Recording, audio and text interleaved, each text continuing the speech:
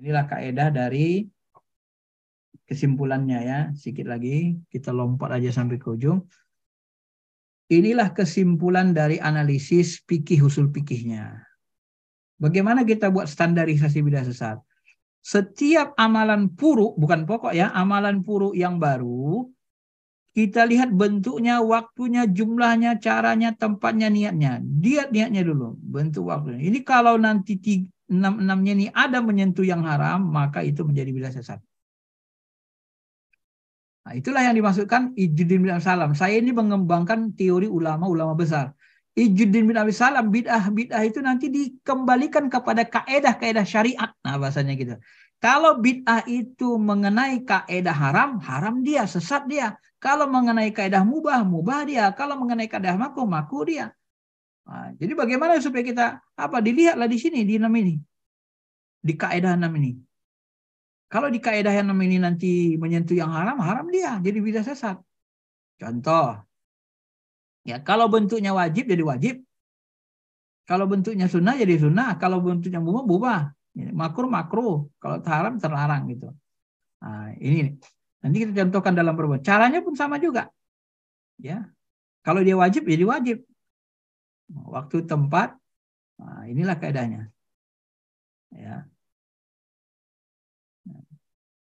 Bentuknya baik, masalah, caranya sama dengan Rasul, cara yang makruh, cara yang haram, mengandung syirik.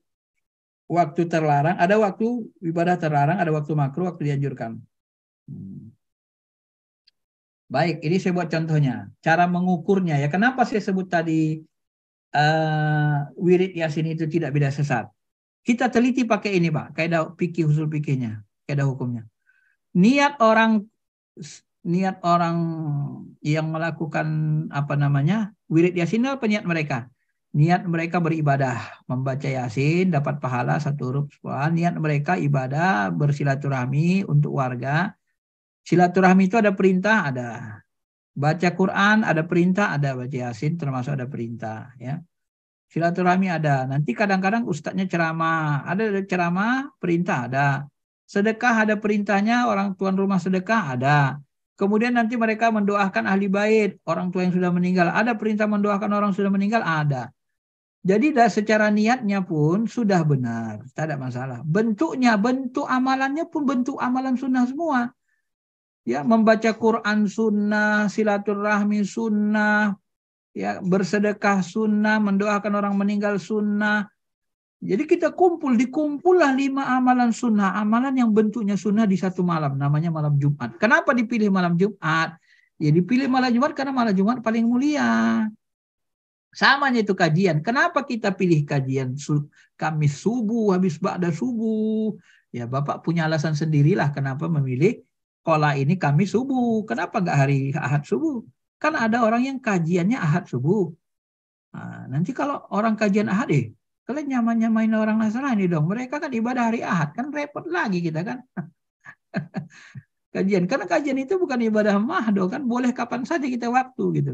Termasuk baca Quran itu boleh. Yang penting jangan nyentuh haram aja. Waktunya kan malam Jumat. Malam Jumat haram nggak? Ya nggak haram. Jadi waktu yang haram itu cuma mana Ustaz? Ya kalau Bapak baca Yasin, waktu sujud. Dari kumpul-kumpul baca Yasin, habis latihan sholat. Nanti pas sujud baca Yasin. Pas ruku baca Yasin. Nah itu waktu haram. Ruku sujud itu tak baca Yasin, tak baca Quran. Di situ tempat waktu baca tasbih gitu ya. Jumlahnya gitu juga Pak ya. Nah, jumlah baca Yasinnya cuma sekali. Sedekahnya kan nggak ada ukuran. Kurang. Tapi kalau misalnya jumlahnya itu dirubah kepada jumlah haram. Jumlah haram itu gimana?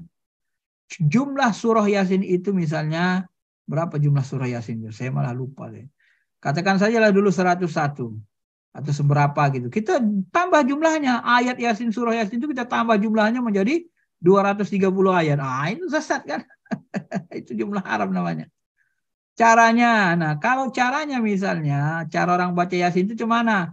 Caranya baca Yasin itu dirubah-rubah hurufnya. Yasin dibaca nyongsong. Nah, dirubah-rubah harakatnya gitu, ditambah-tambahin. Caranya sesat haram, sesatlah dia. Tempatnya, jadi wirid Yasin itu kalau tempatnya tempat haram di mana rupanya Ustaz? Ya mereka misalnya baca Yasin rame-rame di WC, masuk mereka ke WC rame-rame, baca Yasin di situ, itu haram. Tapi kalau baca Yasin di masjid, oke. Dalam rumah, oke. Jadi ini dilihat haramnya, Pak. Jadi bid'ah sesat haram itu apabila amalan itu mengenai yang 6 ini, mengenai yang haramnya gitu. Kalau niatnya haram, bentuknya haram, waktunya haram, jumlahnya haram, caranya haram, tempatnya haram, maka jadilah dia bid'ah sesat. Inilah standarnya saya buat setelah dikaji secara mendalam. Tapi kalau salah satu dari 6 ini tidak menyentuh yang haram, ya namanya tak menyentuh haram, tak menyentuh keadaan haram. Bagaimana kita mengharamkan yang tak haram? Bagaimana kita menyesatkan yang tak haram? Kalau bahasa saya gitu kan. Makanya saya ini dikaji secara mendalam ini, Pak. Jadi kalau bahasa saya sebenarnya ini termasuk apa namanya? mengurai ilmu ulama fikih Syafi'iyah, misalnya Ijud bin Absalam, Imam Syafi'i, Imam Nawawi, diurai beginilah jadinya nanti. Karena mereka belum mengurainya itu masih dalam teori.